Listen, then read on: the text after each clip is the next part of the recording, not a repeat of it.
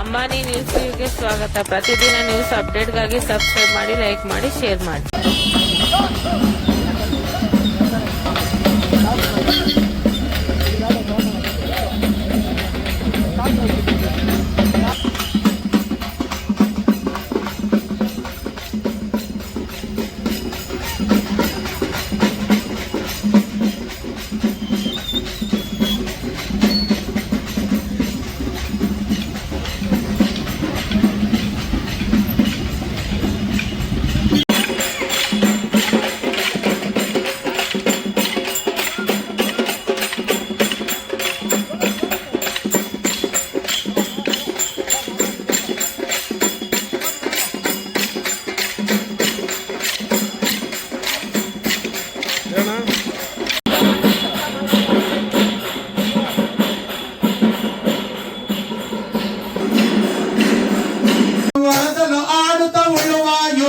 ನೋಡಲ್ಲಿ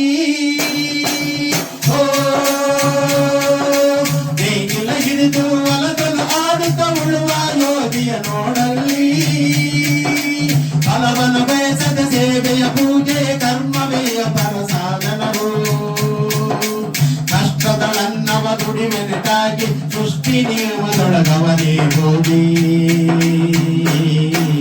ಉಳುವ ಯೋಗಿಯ ನೋಡಲ್ಲಿ ಉಳುವ ಯೋಗಿಯ ನೋಡಲ್ಲಿ ಉಳುವ ಯೋಗಿಯ ನೋಡಲ್ಲಿ ಉಳುವ ಯೋಗಿಯ ನೋಡಲ್ಲಿ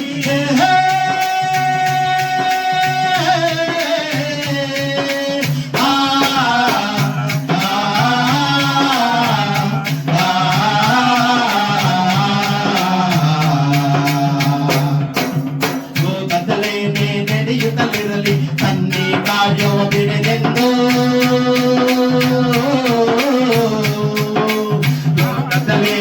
ನಡೆಯುತ್ತಲಿರಲಿ ತನ್ನೇ ಕಾರ್ಯವ ಬಿಡದೆಂದು ರಾಜ್ಯ ಕಳುಹಿಸಲಿ ರಾಜ್ಯಗಳಲ್ಲಿ ಹಾರಲಿ ಗದ್ದುಗೆ ಮುಕುಟಗಳು ರಾಜ್ಯ ಕಳುಹಿಸಲಿ ರಾಜ್ಯಗಳಲ್ಲಿ ಹಾರಲಿ ಗದ್ದುಗೆ ಮುಕುಟಗಳು ಮುತ್ತಿಗೆ ಹಾಕಲಿ ಸೈನಿಕರೆಲ್ಲ ಮುತ್ತಿಗೆ ಹಾಕಲಿ ಸೈನಿಕರೆಲ್ಲ ಬಿತ್ತುಳುವ ತನವ ಬಿಡುವುದೇ ಇಲ್ಲ ಯೋಗಿಯ ನೋಡಲ್ಲಿ ಉಳುವ ಯೋಗಿಯ ನೋಡಲ್ಲಿ ಉಳುವ ಯೋಗಿಯ ನೋಡಲ್ಲಿ ಉಳುವ ಯೋಗಿಯ ನೋಡಲ್ಲಿ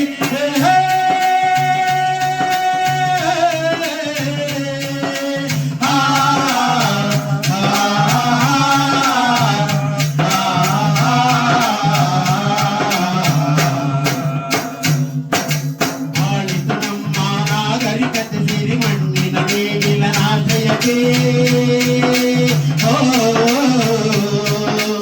ಆಳಿತು ನಮ್ಮ ನಾಗರಿಕತೆ ಸಿರಿ ಮಣ್ಣಿನ ನೇಗಿಲ ನಾಶಯಕ್ಕೆ ನೇಗಿಲ ಹಿಡಿದ ಕೈಯಾದಾರ ತೊರೆಗಳ ದರ್ಭಗಳಾಡಿದರು ನೇಗಿಲ ಹಿಡಿದ ಕೈಯಾದಾರ ತೊರೆಗಳ ದರ್ಭಗಳಾಡಿದರು ನೇಗಿಲ ಬಲಗಳು ವೀರರು ಮೆರೆದರು ಶಿಲ್ಪಿಗಳೆಸೆದರು ಕವಿಗಳು ಬರೆದರು ಶಿಲ್ಪಿಗಳೆಸೆದರು ಕವಿಗಳು ಬರೆದರು ಉಳುವ ಯೋಗಿಯ ನೋಡಲ್ಲಿ ಉಳುವ ಯೋಗಿಯ ನೋಡಲ್ಲಿ ಉಳುವ ಯೋಗಿಯ ನೋಡಲ್ಲಿ ಉಳುವ ಯೋಗಿಯ ನೋಡಲ್ಲಿ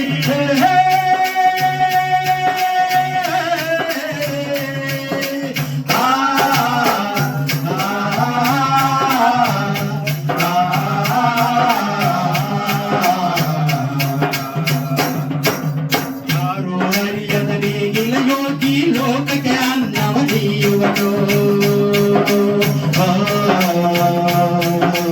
ಯಾರು ಅರಿಯದ ನೇಗಿಲ ಯೋಗಿಯ ಲೋಕಕ್ಕೆ ಅನ್ನವ ನೀಡುವನು ಎಕರನ್ನು ಬಯಸದೆ ಅತಿ ಸುಖ ಗಳಿಸ ತುಡಿವನು ಗೌರವ ಸಾಧಿಸದೆ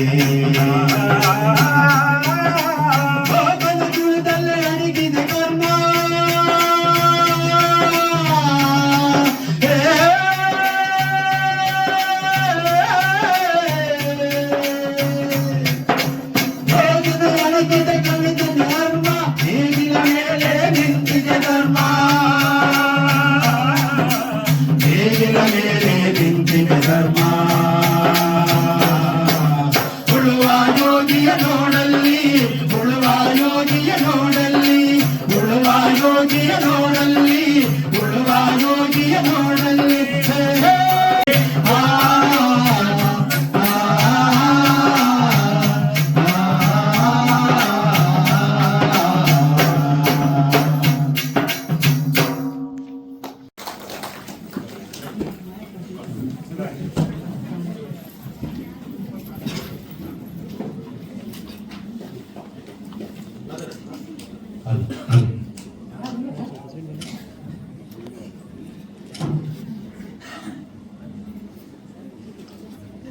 ಗಿಡವು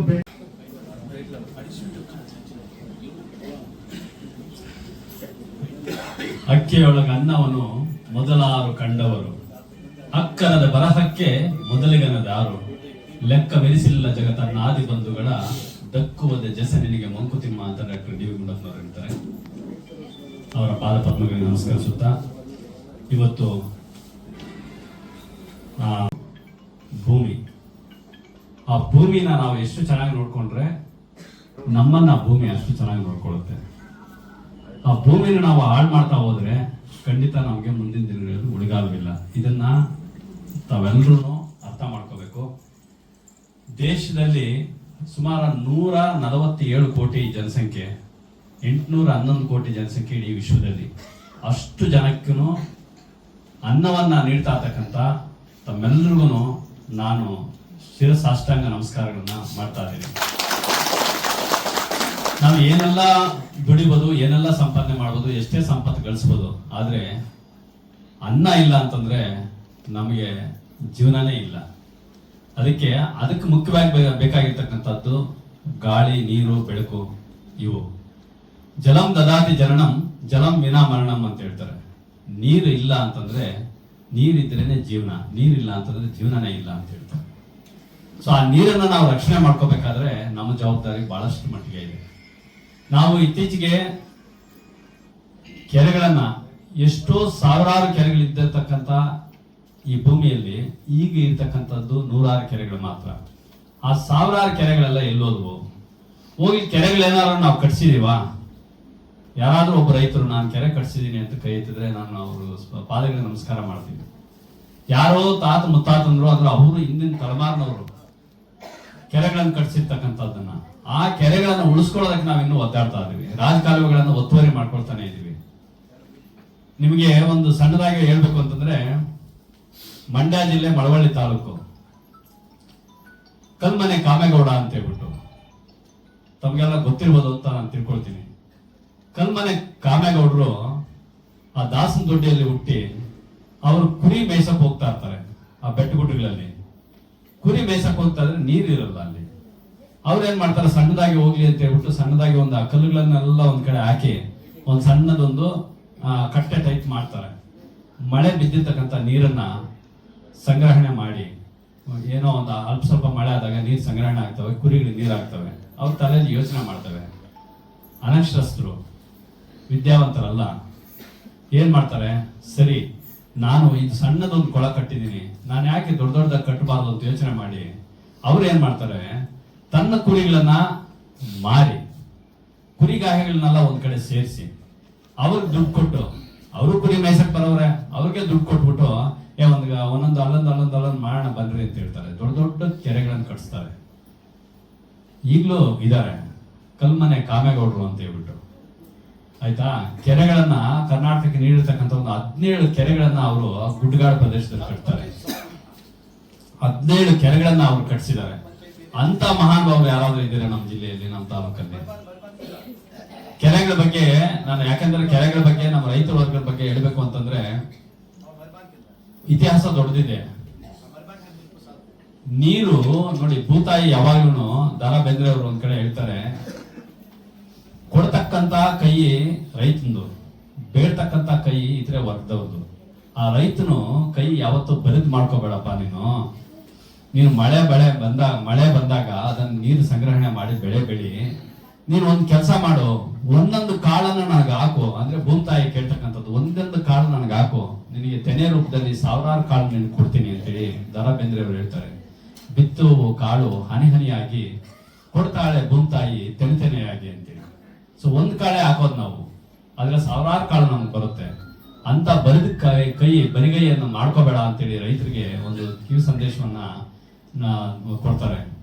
ಕೆರೆಗಳನ್ನ ನಾರದ ಮುನಿಗಳು ಮಹಾಭಾರತದಲ್ಲಿ ಕೆರೆಗಳನ್ನ ಕಟ್ಸ್ಕೋಬೇಕಾದ್ರೆ ಅವ್ರು ಹೇಳ್ತಾರೆ, ನೀರನ್ನ ಸಂಗ್ರಹಣೆ ಮಾಡಿರ್ತಕ್ಕಂಥ ನೀರನ್ನ ಬೇಸಾಯಕ್ಕೆ ಬಳಸ್ಕೊಳ್ಳಿ, ಅವಾಗ 1000 ವರ್ಷಗಳ ಕಾಲ ಅನ್ನ ಸಿಗುತ್ತೆ ಅಂತ ಹೇಳ್ತಾರೆ. ಅದಾದ ನಂತರ 4ನೇ ಶತಮಾನದಲ್ಲಿ ನಮ್ಗೆ ಅರ್ಥಶಾಸ್ತ್ರದಲ್ಲಿ, ಚಾಣಕ್ಯನ ಅರ್ಥಶಾಸ್ತ್ರದಲ್ಲಿ ಕೆರೆಗಳು ಕಟ್ಟಿರ್ತಕ್ಕಂಥ ಇತಿಹಾಸ ಇದೆ. ಅದಾದ ನಂತರ 12ನೇ ಶತಮಾನದಲ್ಲಿ ಚಾಳುಕ್ಯರು ಮತ್ತೆ 4ನೇ ಶತಮಾನದಲ್ಲಿ ನಮ್ಮ ಕದಂಬರು ಚಂದ್ರವಳ್ಳಿ ಕೆರೆ ಅಂತೇಳಿ ಚಿತ್ರದುರ್ಗದಲ್ಲಿ ಕಟ್ಸ್ತಾರೆ. 12ನೇ ಶತಮಾನದಲ್ಲಿ ಕೆರೆಗಳನ್ನ ಯಾವ ರೀತಿ ಜನಗಳನ್ನ ಕಟ್ಸ್ತಾರೆ ಅಂತಂದ್ರೆ, ಈ ಕೆರೆಗಳು ಕಟ್ಟಿರೋದನ್ನ ಯಾವ್ದೋ ಒಂದು ಕೆರೆ ಹೆಸರು ಹೇಳಿದ್ರೆ ಆ ಕೆರೆ ಹೆಸರು ಯಾಕೆ ಬರುತ್ತೆ ಅಂತಂದ್ರೆ ಅವ್ರು ಮುಂದೆ ನಿಂತು ಕಟ್ಸಿರ್ತಾರೆ. ರಾಜರು, ಮಹಾರಾಜರು, ಸಾಮಂತರು, ಊರಿನ ಜನಗಳು, ನಮ್ಮ ಲೋಕಲ್ ಅಧಿಕಾರಿಗಳು ಅವ್ರ ಕೆರೆಗಳನ್ನು ಕಟ್ಸ್ತಾರೆ. ಯಾವುದೇ ಕೆರೆ ಸ್ಟ್ರೈಟ್ ಆಗಿರೋದಿಲ್ಲ, ಕೆರೆ ವಕ್ರವಾಗಿ ಕಟ್ಟೆ ಕಿತ್ತೋಗ್ಬಾರ್ದು ಅಂತೇಳಿ. ಈಗ ಕೆರೆಗಳೆಲ್ಲ ಒಣಗೋಗಿದಾವೆ, ಮಳೆ ಬಂದ್ರೆ ನೀರು ಸಂಗ್ರಹಣೆ ಆಗೋದಿಲ್ಲ, ರಾಜಕಾರಣಿಗಳೆಲ್ಲ ಒತ್ತುವರಿ ಮಾಡ್ಕೊಂಡಿದ್ದಾರೆ.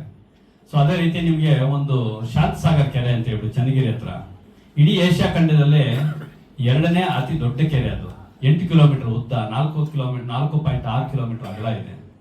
ಅದ್ರ ಇತಿಹಾಸ ಹೇಳ್ಬೇಕು ಅಂತಂದ್ರೆ, ಅಲ್ಲಿ ಒಂದು ಸ್ವರ್ಗವತಿ ಅಂತ ಹೇಳ್ಬಿಟ್ಟು ಒಂದು ಗ್ರಾಮ, ವಿಕ್ರಮ ರಾಜ ಅಂತ ಹೇಳ್ಬಿಟ್ಟು ಒಂದು ರಾಜ ಆಳ್ತಾ ಇರ್ತಾನೆ. ಅವನ ಮಗಳು ಯಾರೋ ಒಂದು ಕೇರಿ ಹುಡುಗನನ್ನ ಲವ್ ಮಾಡ್ತಾಳೆ, ಪ್ರೀತಿ ಮಾಡ್ತಾರೆ. ಪ್ರೀತಿ ಮಾಡಿದಾಗ ಅವಳನ್ನ ಸೂಳೆ ಅಂತೇಳಿ ಜಲ್ದು ಆಚೆ ಕಳಿಸ್ಬಿಡ್ತಾರೆ ಮನೆಯಿಂದ ಹೊರಗಡೆಗೆ. ಅವಳೇನ್ ಮಾಡ್ತಾಳೆ, ಸಿದ್ದೇಶ್ವರ ಅನ್ನೋ ಹುಡುಗನ ಪ್ರೀತಿ ಮಾಡಿರ್ತಾಳೆ. ಸೊ ಆ ಸಿದ್ದೇಶ್ವರ ಹುಡುಗನ ಜೊತೆ ಮದುವೆ ಮಾಡ್ಕೊಳ್ತಾಳೆ. ಮದುವೆ ಮಾಡ್ಕೊಂಡಾದ್ಮೇಲೆ ನನ್ನೆಲ್ಲ ಸೂಳೆ ಅಂತ ತೆರೀತಾರೆ. ಆದ್ರೆ ಯಾರು ಏನಾರ ಅನ್ಕೊಳ್ಳಿ, ಆದ್ರೆ ನಾನು ಲೋಕ ಕಲ್ಯಾಣಕ್ಕಾಗಿ ಅಥವಾ ಒಳ್ಳೇದಕ್ಕಾಗಿ ಏನಾದ್ರು ಕೆಲಸ ಮಾಡ್ಬೇಕಲ್ಲ ಅಂತ ಹೇಳಿ ಅವಳು ಯೋಚನೆ ಮಾಡಿದಾಗ ಬರಗಾಲ ಬಂದಿರ್ತದೆ, ಜಾನುವಾರುಗಳು ಸಾಯ್ತಾ ಇರ್ತಾರೆ. ಅಂತ ಕಾಲದಲ್ಲಿ ಅವಳು ಒಂದು ತಗ್ಗಾದ ಪ್ರದೇಶಕ್ಕೆ ಹೋಗ್ಬಿಟ್ಟು ಅಲ್ಲಿ ಕೆರೆ ಅಂದ್ರೆ ಒಂದು ಕಟ್ಟೆಯನ್ನು ಕಟ್ಟಬೇಕು ಅಂತೇಳಿ ಹೋಗ್ತಾಳೆ. ಸೊ ಆದ್ರೆ ಅಲ್ಲಿ ಆ ಒಂದು ಅಷ್ಟು ಜನ ಸೂಳೆಯರು ವಾಸವಾಗಿರ್ತಾರೆ ಆ ತಗ್ಗಾದ ಪ್ರದೇಶದಲ್ಲಿ. ಅವರನ್ನೆಲ್ಲ ಸ್ಥಳಾಂತರ ಮಾಡಕ್ಕೆ ಪ್ರೇರೇಪಿಸ್ತಾಳೆ. ಆದ್ರೆ ಅವರು ನಮ್ಮ ಹೆಸರು ಈ ಕೆರೆ, ನೀವು ಕಟ್ತಾ ಇರ್ತಕ್ಕಂಥ ಕೆರೆಗೆ ಏನೋ ಹೆಸರಿಟ್ರೆ ಮಾತ್ರ ನಾವು ಈ ಜಾಗ ಬಿಟ್ಕೊಡ್ತೀವಿ ಅಂತ ಹೇಳ್ತಾರೆ. ಸೊ ಅವರು ಆಯ್ತು ಅಂತೇಳಿ ಅವರು ಆಯ್ತು ನಿಮ್ಮ ಹೆಸರು ಹೇಳ್ತೀವಿ ಅಂತ ಒಬ್ಬರ ಹೆಸರು ಇರಕ್ಕಾಗಲ್ವಲ್ಲ, ಅದಕ್ಕೆ ಸೂಳೆಕೆರೆ ಅಂತೇಳಿ ಬರುತ್ತೆ. ಆ ಕಟ್ಟೆನ ತನ್ನ ಒಡವೆಗಳನ್ನೆಲ್ಲ ಮಾರಿ ದೊಡ್ಡ ಕಟ್ಟೆ 8 ಕಿಲೋಮೀಟರ್ ಉದ್ದ, 4.6 ಕಿಲೋಮೀಟರ್ ಅಗಲದ ಒಂದು ದೊಡ್ಡ ಕೆರೆಯನ್ನು ಕಟ್ಸ್ತಾರೆ. ಮಳೆ ಬರುತ್ತೆ, ಕೆರೆ ತುಂಬುತ್ತೆ, ನನ್ನ ಜನ್ಮ ಸಾರ್ಥಕ ಆಯ್ತು ಅಂತೇಳಿ ಆ ಕೆರೆಯಲ್ಲೇ ಬಿದ್ದು ಸತ್ತೋಗ್ತಾರೆ. ಕಲ್ಲನಕೇರಿಯ ಮಲ್ಲನಗೌಡನ ಭಗೀರಥೆಯನ್ನ ಕತೆ ಕೇಳಿದಿರಿ. ಆದ್ರೆ ಶಾಂತಲಾದೇವಿ ಕಥೆನೋ ಇದು. ಅವಳು ಕೂಡ ಕೆರೆಗೆ ಹಾರವಾಗಿ ಹೋಗ್ತಾಳೆ, ಸುತ್ತೋಗ್ತಾಳೆ. ಅದಾದ್ಮೇಲೆ ಸಿದ್ದೇಶ್ವರ ಅವಳಿಗೆ ಸುತ್ತೋಗ್ತಾಳೆ. ಸೊ ಅದನ್ನ ಇವತ್ತಿಗೂ ಆ ಶಾಂತಸಾಗರ್ ಕೆರೆ ಅಂತೇಳಿ ಅಥವಾ ಶಾಂತಲಾದೇವಿ ಕೆರೆ ಅಥವಾ ಶಾಂತಸಾಗರ್ ಕೆರೆ ಅಥವಾ ಸೂಳೆ ಕೆರೆ ಅಂತೇಳಿ ಕರೀತಾರೆ.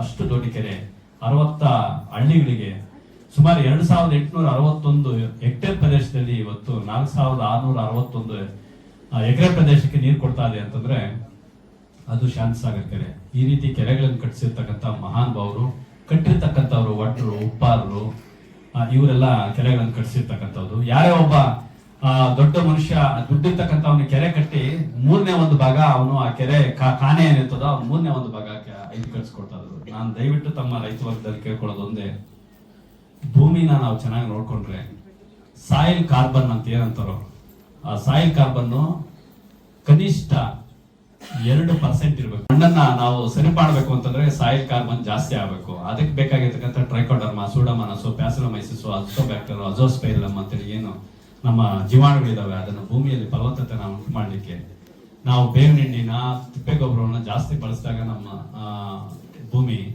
ನಮ್ಗೆ ಉಳ್ಕೊಳ್ಳೋಕೆ. ಇಲ್ಲ ಅಂತಂದ್ರೆ ನಾವು ಅಧೋಗತಿಗೆ ತಗೊಂಡು ಹೋಗ್ತಾ ಇದೀವಿ ಅಂತ ಹೇಳ್ಬಿಟ್ಟು ಅರ್ಥ ಆಗುತ್ತೆ. ಅದಕ್ಕೆ ಕೃಷಿತೋ ನಾಸ್ತಿ ದುರ್ಭಿಕ್ಷಂ, ಜಪತೋ ನಾಸ್ತಿ ಪಾತಕಂ, ಮೌನತೋ ಕಲಹಂ ನಾಸ್ತಿ, ನಾಸ್ತಿ ಜಾಗೃತೋ ಭಯಂ ಅಂತ ಹೇಳ್ತಾರೆ ಮಹಾನ್ ಭಾವರು. ಅಂದ್ರೆ ಖುಷಿಯಿಂದ ಶುದ್ಧವಾದ ಗಾಳಿ ಬರುತ್ತೆ. ಸೊ ನಾವು ಬೆಳೀತಾ ಇರ್ತಕ್ಕಂಥ ಒಂದು ಟೆಕ್ನಾಲಜಿಯಲ್ಲಿ ನಾವು ಏನೇ ಟೆಕ್ನಾಲಜಿ ಮಾಡಿದ್ರು ರೈತ ಭೂಮಿಯಿಂದನೇ ಅನ್ನ ತೆಗಿಬೇಕು, ಭೂಮಿಯಿಂದನೇ ಅನ್ನ ತೆಗೆದು ಎಲ್ರಿಗೂ ಹಂಚಬೇಕು. ಸೊ ನಾನು ಜಾಸ್ತಿ ಹೇಳೋದಕ್ಕಿಂತ ನಿಮ್ಮ ಆರೋಗ್ಯ ನಿಮ್ಮ ಕೈಯಲ್ಲಿದೆ. ದಯವಿಟ್ಟು ತಾವು ಯಾರು ರೈತ ವರ್ಗ ನಾವೆಲ್ಲ ಇದೀವೋ, ನಿಮ್ಮ ಆರೋಗ್ಯ ಕಾಪಾಡ್ಕೋಬೇಕಂದ್ರೆ ನಿಮ್ಮ ನಿಜವಾದ ಆಸ್ತಿ ಏನಾದ್ರೂ ಇದೆ ಅಂತಂದ್ರೆ ಅದು ಮಣ್ಣಲ್ಲ. ನಿಜವಾದ ಆಸ್ತಿ ಏನಾದ್ರೆ ನಿಮ್ಮ ಕಾಯ ಅಥವಾ ನಿಮ್ಮ ದೇಹ ಅಥವಾ ನಿಮ್ಮ ಇದು ಮೈ.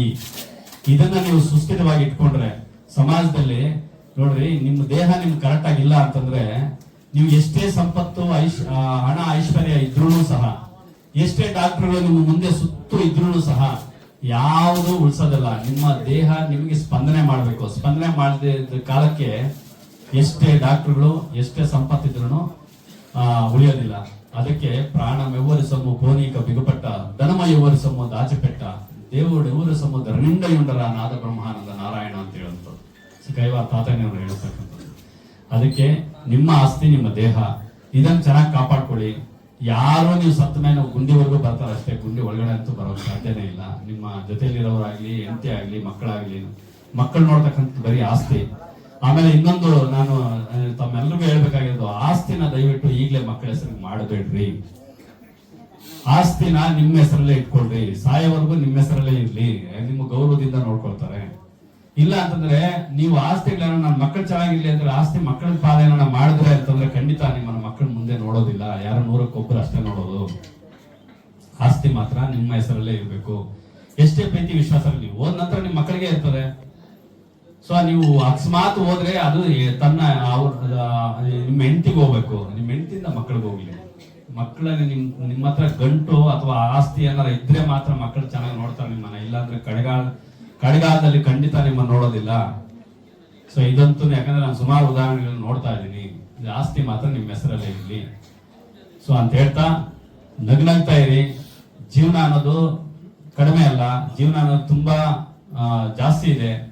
ಸೊ ನಗುವು ಸಹಜದ ಧರ್ಮ, ನಗಿಸುವುದು ಪರಧರ್ಮ, ನಗುವು ಕೇಳುತ್ತ ನಗುವುದು ಅತಿಶಯದ ಧರ್ಮ, ನಗುವ ನಗಿಸುತ್ತ ನಗಿಸಿ ಬನಗುತ್ತ ಬಾಳುವ ವರವ, ಮಿಗಿ ನೀನು ಬೇಡಿಕೊಳ್ಳ ಮಂಕುತಿಮ್ಮ ಅಂತ ಹೇಳ್ತಾ ರೈತ ವರ್ಗಕ್ಕೆ ಮತ್ತೊಮ್ಮೆ ನನ್ನ ನಮಸ್ಕಾರಗಳನ್ನು ಸಲ್ಲಿಸ್ತಾ ನನ್ನ ಮಾತುಗಳನ್ನು ಮುಗಿಸ್ತಾ ಇದ್ದೀನಿ. ಚೌಧರಿ ಚರಣ್ ಸಿಂಗ್ ಅವರಿಗೆ ಮತ್ತೊಮ್ಮೆ ನಾನು ಧನ್ಯವಾದಗಳನ್ನು ಅರ್ಪಿಸ್ತಾ ನಮ್ಮೆಲ್ಲ ತಾಲೂಕಿನ ರೈತರಿಗೆ ನಾನು ಇಷ್ಟ ನನ್ನ ಮಾತಿಗೆ ವಿರಾಮ ಹೇಳ್ತಾ ಇದ್ದೀನಿ. ಜೈ ಹಿಂದ್, ಜೈ ಕರ್ನಾಟಕ, ಜೈ ಕಿಸಾನ್.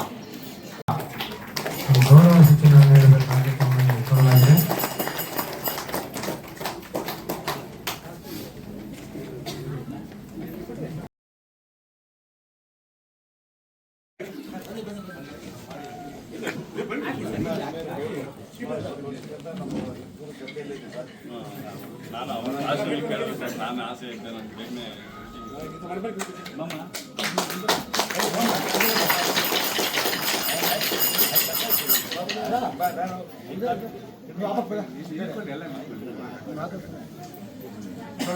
ಎಲ್ಲರೂ ಬರ್ತೀರಿ.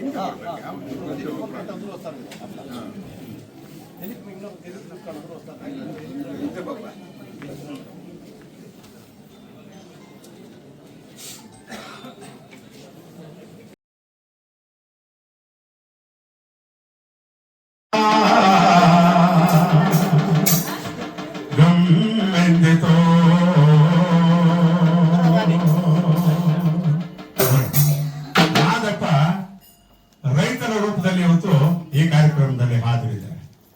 ದೇವರೆಲ್ಲೂ ಇಲ್ಲ, ಕೈವಾರ ತಾತ ಅದನ್ನ ಹೇಳ್ತಾರೆ, ನಿನ್ನು ನೀವೇ ತಿಳಿಯರ ನೀಲವನ್ನು ನೋಡೋದು ಯಾವರ. ಜಾಸ್ತಿ ಜನ ಹುಡ್ಕೊಂಡು ಹೋಗ್ತಾರೆ, ಹುಡ್ಕೊಂಡು ಹೋಗ್ಬೇಡಿ. ನಿಮ್ಮ ಹತ್ರ 4 ಜನ ಬಂದ್ರೆ ಅದೇ ದೇವರು.